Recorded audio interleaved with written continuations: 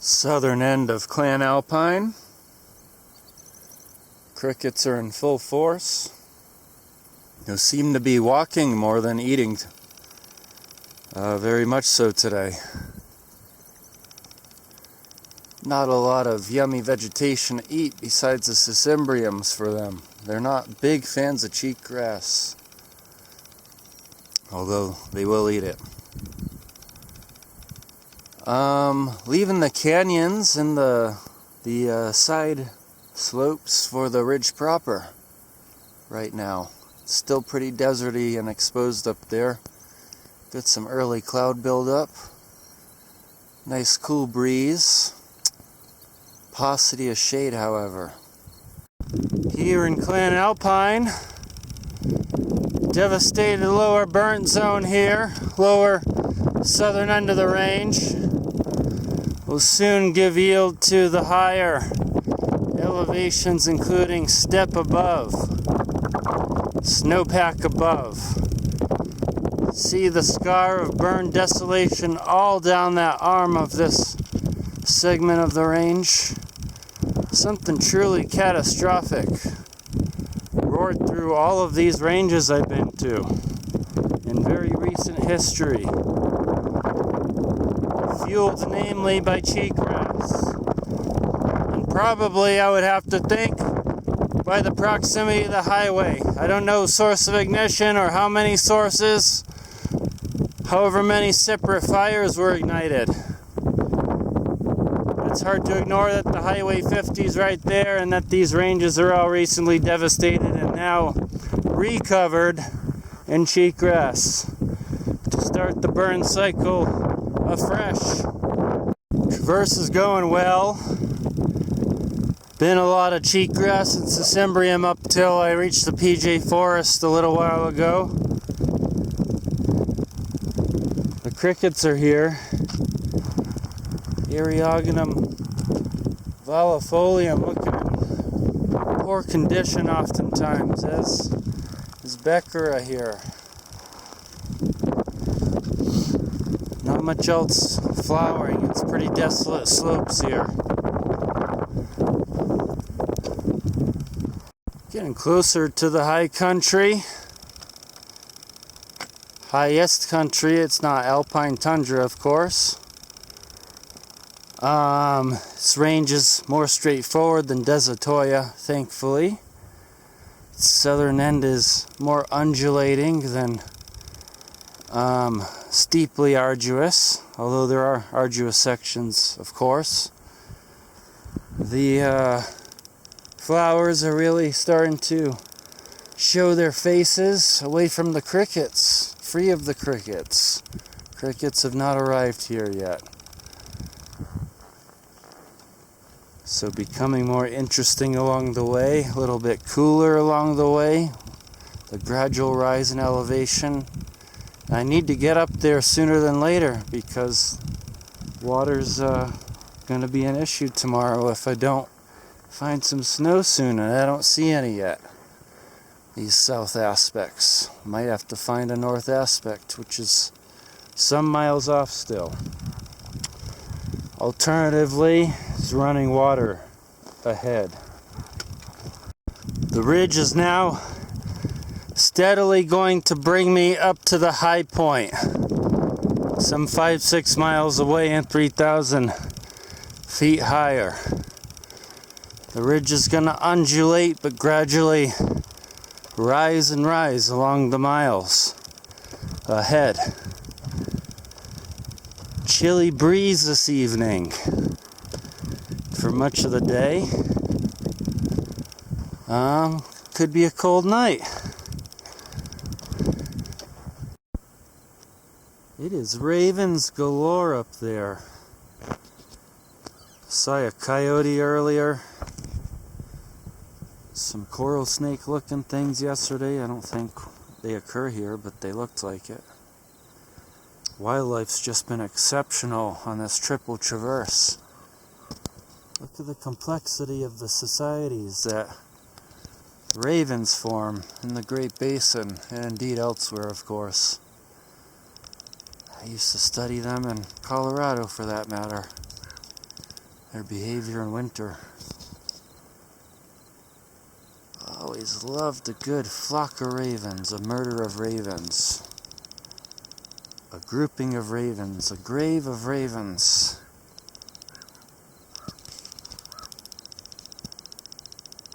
It's close to 75 just above me. I do consider the horses part of the wildlife. Well naturalized. Back in the ancestral home of all horses, North America, from tens of millions of years ago. Surely beginning to evolve into a new trajectory here in the greater Great Basin, Colorado Plateau, etc. Forming their own complex societies. Who's more complex, the ravens or the horses, society-wise? Main Clan Alpine Ridge, it's up there to my right. Tracks northwards. So does Bench Creek here, paralleling the ridge all of a sudden high up. Water worries are over. Gooseberries, urticas coming up, nettles. Holodiscus tends to like stream sides, not exclusively. Not much flowering stream side, except for the dandies. Rumex starting to come up too. Lots of invasive taxa / ruderal / weedy taxa along this creek. No snow visible on the south faces above, but it's clearly still melting off. It's roaring in this gulch. Astounded to see that the water suddenly disappears up here. Cause it's roaring right out of the hillside. Right here at this willow.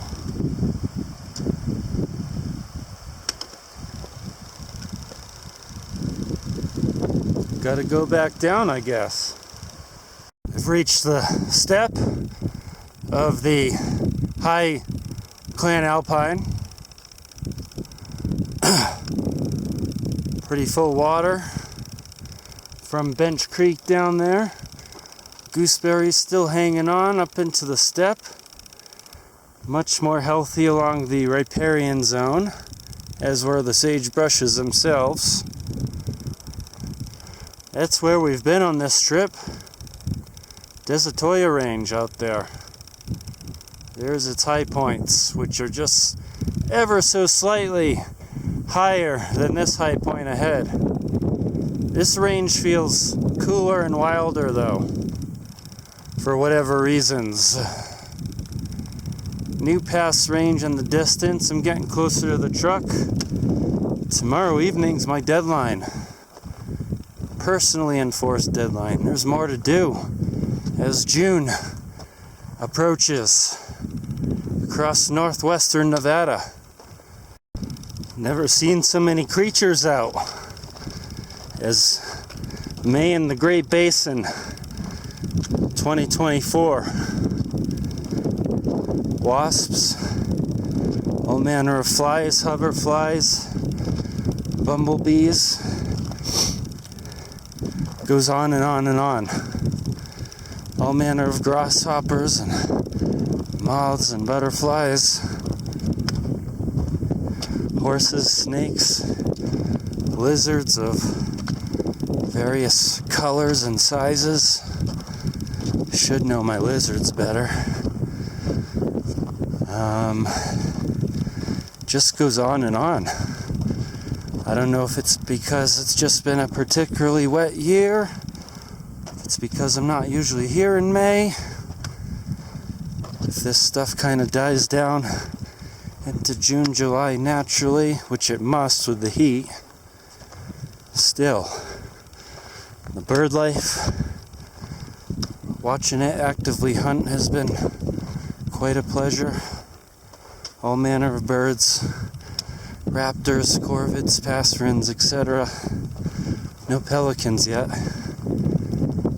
You saw a pack rat out in broad daylight, midday, a couple days back.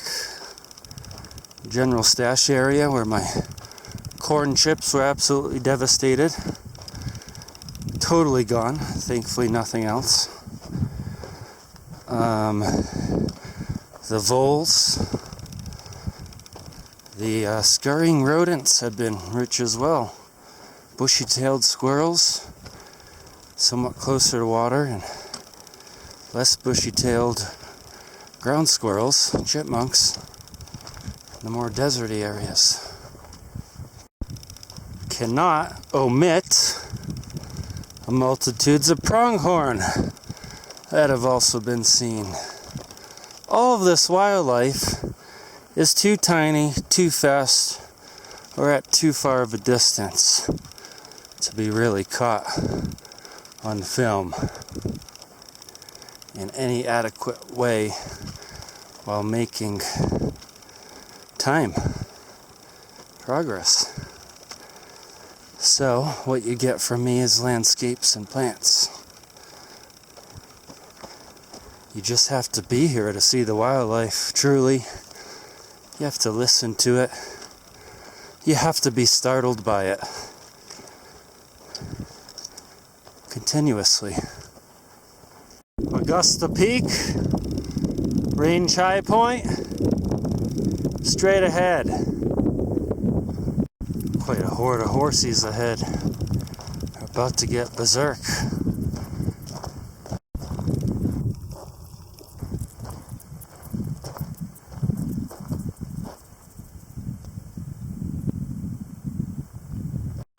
Lots of steppe ahead, most of it substantially lower.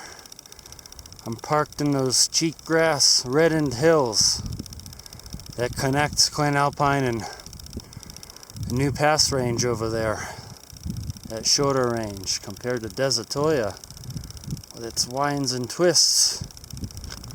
This is a bit less windy and twisty, although it's about to take a westward wind, which throws me a little bit off the straight course. Summit ahead. Here's the rest of the way northwards for me. Rested today, several hours, and all of tomorrow. That's where I came from, that low southern desert tip out there, where the highway meets the dust.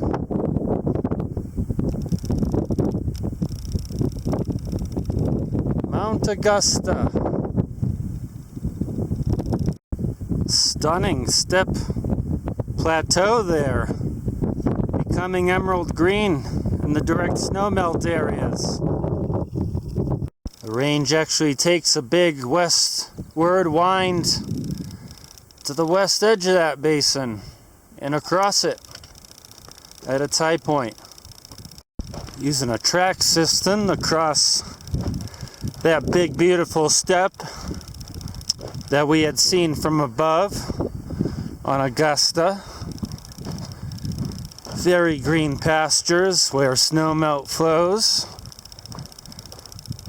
Heading up that valley across the way to gain the ridge again, which trends strongly northeasterly. Quite a stream for mountains that lack forests above, lack heights above. We're less than 10,000 feet at the height above here. That's right. Something interesting about these parts, these three ranges. There's nothing above the sagebrush steppe, and there's no white pine element present. Haven't run into a single fir or spruce, for that matter, Doug fir, etc. either. Strictly PJ and sometimes circocarps. I can see why alpine is in the name of the mountain range, despite complete lack of true alpine tundra. That's irrelevant when you look like that into June. Simply picturesque. Especially the stone cabin at the base, huh? Got a ridge top track for a bit. Few miles, that is. Still gonna have an arduous 15-16 mile day tomorrow as the bird flies. Track's about to descend. I'm staying high for 3 more named ones. Then I'm back at the vehicle. Up here on Shaley Peak. It's literally its name. Very strong east of the ridge there. Lots of north and east today towards the truck. Augusta becoming a distant memory already. It's still prominent in the background. Hot, dry today. Here's my last major named peak, at least, of Clan Alpine. Had Shaley behind, and this is Healy, I think, ahead. Starts with an H. I'm running out of supplies and I'm not gonna be finished today. It's really starting to look like I've burned through half of the daylight and definitely not even close to half of the distance I had left. It's just another slow, windy ridge up here. I might have a hungry, thirsty night, but I'll get through it.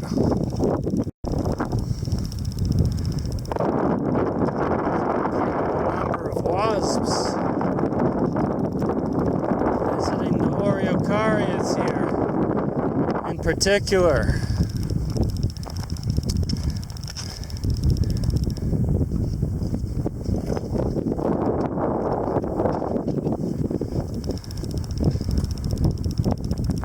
Perennial polomones, more the domain of the hawk moths.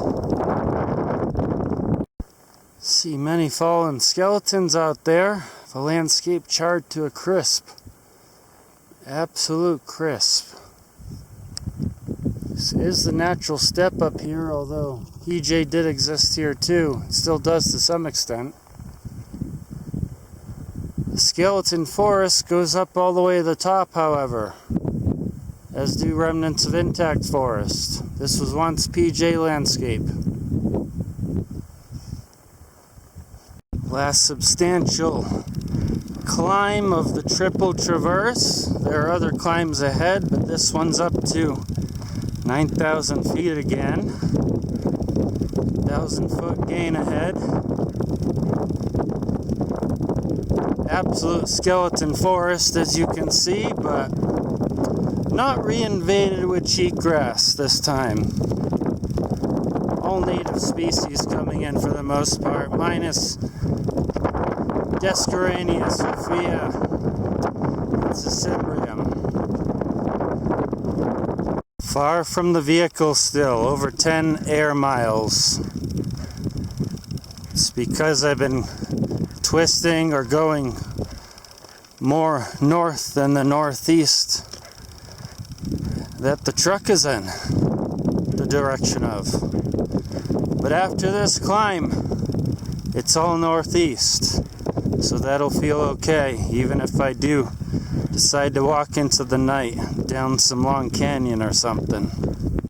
This is the remainder of the range right before me. Not too bad. Fairly undulating. Catastrophically burnt below, though.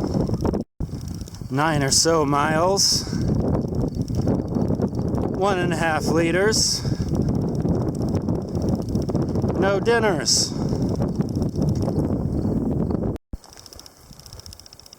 Two to 3 hours of light if I'm lucky. 3 if I'm lucky. Plenty of long night treks, of course, to get to stashes especially, but just to finish up trips. A few more dips and rises, and I'm done.